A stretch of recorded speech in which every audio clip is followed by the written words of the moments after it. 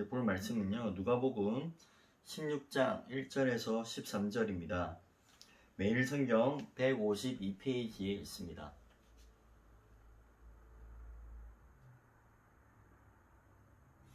누가복음 16장 1절에서 13절, 매일 성경 152페이지, 이제 그룹 이제 나눔할 수 있는 내용이 나와 있죠.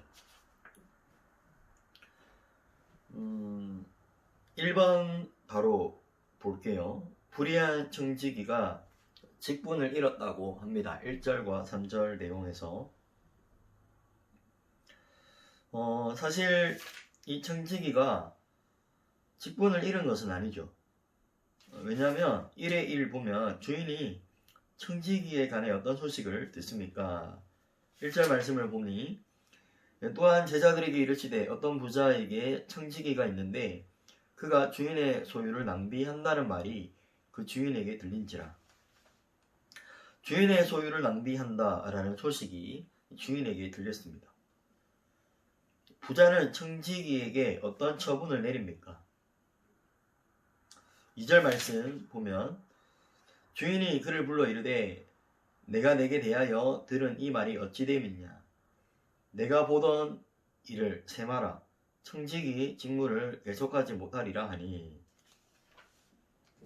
이제 정산을 한번 해보자라는 거죠. 이 돈을 어떻게 관리하고 있는지 한번 셈을 해보겠다. 문제가 있으면은 이제 청지기직을 어떻게 보면 이제 자르겠다라고 이제 주인이 이제 통보를 내린 거죠. 아직까지 잘린 게 아니라 그 어느 기간을 줬습니다. 그리고 한번 셈을 해보자라는 거예요. 그러자 이제 이 청지기에게는 이제 발등에 불이 떨어진 겁니다. 어떻게 해야 될까? 그러다가 이제 주인에게 빚진 자를 막 모읍니다. 아, 내가 이렇게 해야겠다라고 판단을 하고 이제 그 사람들을 불러 모은 거죠. 이번에 불의한 청지기는 직분을 잃은 뒤 살아갈 방도를 찾습니다. 4절과 7절 여기에서는 계속해서 질문이 직분을 잃은 뒤에라고 말을 하는데 아직까지 직분을 잃은 것은 아닙니다. 자, 2의 1 청지기는 주인에게 빚진 자들을 불러서 무엇을 합니까? 5절과 6절 말씀 보면 주인에게 빚진 자를 일일이 불러다가 먼저 온 자에게 이르되 내가 내 주인에게 얼마를 빚졌느냐 말하되 길은 100말이니이다. 이르되 여기 내 증서를 가지고 빨리 앉아 50이라 쓰라. 증서를 가지고 오게 해서 조작을 하는 거죠. 길은 100말을 빚졌는데 50이라고 쓰라고 합니다. 또 다른 사람을 불러가지고 밀 100말을 빚졌는데 80이라고 쓰라고 했습니다. 장부 조작을 한 거죠. 예. 이에 이 청지기가 이렇게 행한 이유는 무엇입니까? 4절 말씀 보면 내가 할 일을 알았도다. 이렇게 하면 직분을 빼앗긴 후에 사람들이 나를 자기 집으로 영접하리라 하고 이제 주인에게 직분을 만약에 빼앗긴다면은 그 빼앗긴 후에 사람들이 자신을 이제 영접할 것이다. 그렇게 생각을 한 겁니다. 그리하여서 이렇게 행한 거죠. 3번 보겠습니다. 예수님이 재물에 대한 교훈을 주십니다. 자, 청지기가 한 일을 알게 된 주인은 청지기를 어떻게 평가하고 있습니까? 8절 내용을 보면 주인이 이 옳지 않은 청지기가 일을 지혜있게 하였으므로 칭찬하였으니 이 세대의 아들들이 자기 시대에 있어서는 빛의 아들들보다 더 지혜로움이니라. 참 난해한 본문입니다. 이 청지기가 불법을 해냈는데 이 주인이 어떻게 하냐면 옳지 않은 청지기가 일을 지혜있게 하였으므로 칭찬하였다라고 합니다. 어떻게 보면 이 청지기는 주인에게 마이너스를 남겼어요. 돈 관리를 잘 못한 거예요. 그런데 왜 칭찬을 했느냐? 지혜 있게 했다라고 말을 한 거죠. 여기서 옳지 않은 청지기라는 것은 누가복음 16장 1절 2절에 관한 말씀입니다. 또한 제자들에게 이르시되 어떤 부자에게 청지기가 있는데 그가 주인의 소유를 낭비한다는 말이 그 주인에게 들린지라. 그 소유를 낭비하고 있다라는 말이 들린 거죠. 이것이 이 청지기의 어리석음입니다. 그러나 이 청지기가 이 주인이 이제 셈을 해보자 라고 그 기간을 줬을 때 그 기간에 어떻게 해야겠다라고 이제 판단을 하고 어떻게 했습니까? 주인에게 빚진 자들을 불러 모아서 장부를 조작해서라도 그들의 그것을 이제 조작하여서 주인이 왔을 때 그것이 아무 문제 없도록 그렇게 대처를 한 거죠. 그러면서 본인이 만약에 직분을 잃었을 때에 본인이 이제 호의를 베풀어준 그 사람들로 하여금 이제 친구가 되게 하기 위한 그러한 그 이제 앞으로 일어날 일에 대해까지 다 생각을 하고 그렇게 대처를 한 거예요. 사실 청지기는 이 관리자는 주인에게 모든 것을 위임받은 상태예요. 때문에 이렇게 할 수 있었던 거죠. 이것이 불법은 아니었다라는 겁니다. 그 세대에 당연히 그렇게 해왔던 이제 관리였습니다. 이것이 불법으로 그렇게 인정되지는 않았어요. 주인이 지금 옳지 않은 청지기라고 말을 하는 것은 이 청지기가 했던 그 대처에 대해서 말을 한 것이 아니라 1절과 2절 이 소유를 낭비한 것에 대하여서 옳지 않은 청지기를 말하는 것이고 이 청지기가 했던 이 일에 있어서는 지혜하였으므로 칭찬하였다 라고 이 비유는 이제 말을 하고 있습니다. 그리고 2번 자, 재물이 없어질 때 우리를 영주할 처소로 영접하는 것은 누구입니까? 바로 이 청지기가 불의의 재물로 친구를 사귀었잖아요. 이 친구들이 이 재물이 없어질 때에 이들을 이제 이 청지기를 영접한다는 것입니다. 지혜로운 방법이죠. 3번 보겠습니다. 자, 하나님께서 참된 것으로 맡길 수 없는 사람은 어떤 사람입니까? 11절에 보면 너희가 만일 불의한 재물에도 충성하지 아니하면 누가 참된 것으로 너희에게 맡기겠느냐라고 교훈을 주고 있습니다. 불의한 재물에도 충성하지 아니하면 누가 참된 것으로 너희에게 맡기겠느냐. 여기서 충성이라고 이제 단어가 적혀 있는데 원어로 보면은 이게 피스토스입니다. 신실한이라는 의미를 갖고 있습니다. 너희가 만일 불의한 재물에도 신실하지 아니하면은 누가 참된 것으로 너희에게 맡기겠느냐. 제자들에게 지금 이 교훈을 주는 거예요. 8절에 주인이 이렇게 이야기를 했잖아요. 주인이 이 옳지 않은 청지기가 이를 지혜하였으므로 칭찬하였으니 이 세대의 아들들이 자기 시대에 있어서는 빛의 아들들보다 더 지혜로운이니라 라고 했어요. 이 빛의 아들들이 누구일까요? 제자가 될 수도 있어요. 그리고 바리새인들, 서기관들 이러한 사람들이 빛의 아들들이라고 할 수 있어요. 근데 이러한 사람들이 어떻게 했죠? 어리석게 행동을 했죠.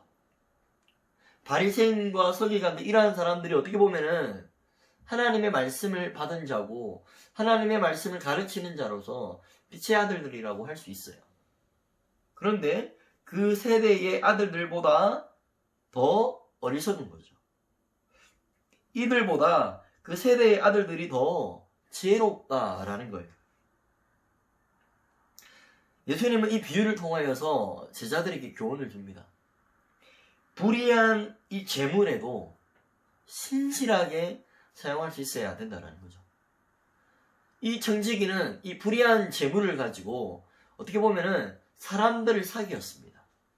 결국에 재물을 잃었을 때에 그 사람들이 자기를 영접할 것이라고 생각을 하고 그렇게 행동을 한 거죠.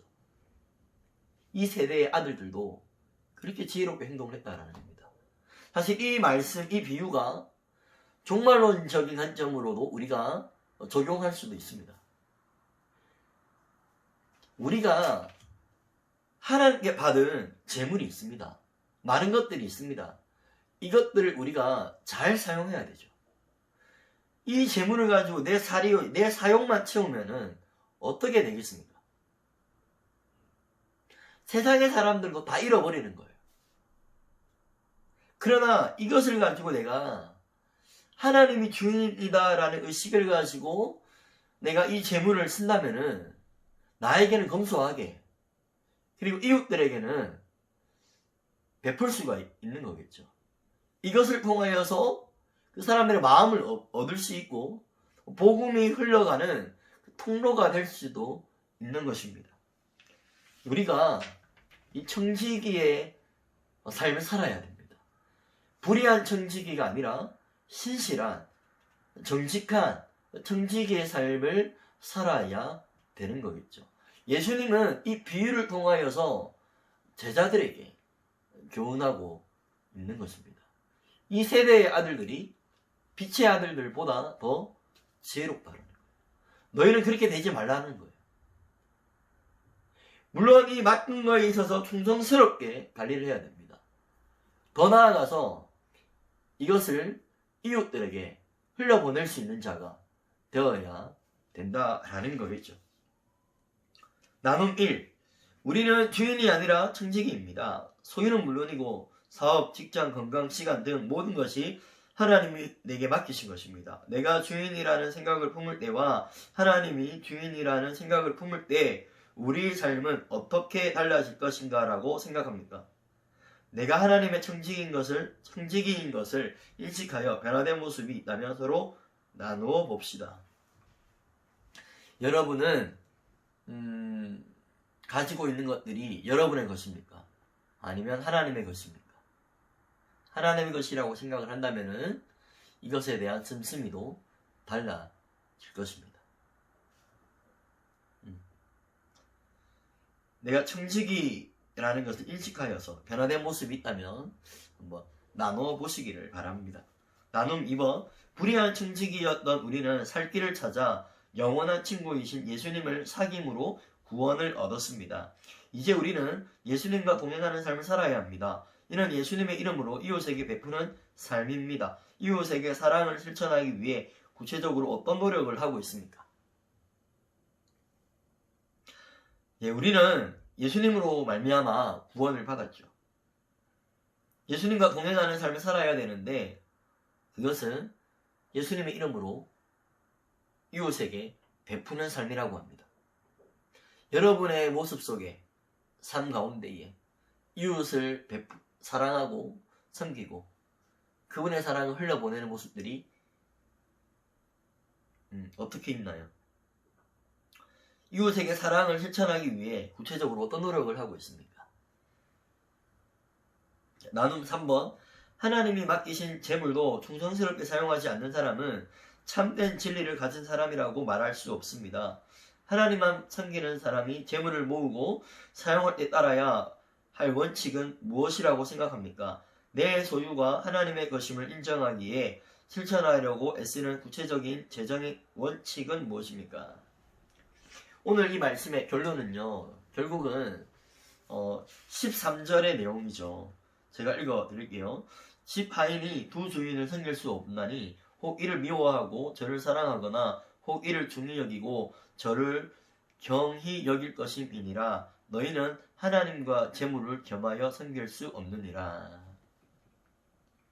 두 주인을 섬길 수 없다라는 것입니다. 재물에 관한 교훈인 거죠. 하나님과 재물을 겸하여 섬길 수 없다라고 했습니다.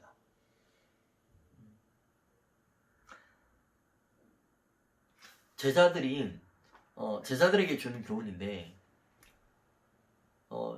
빛의 아들들이 이 세대에 빛의 아들들이 이 세대의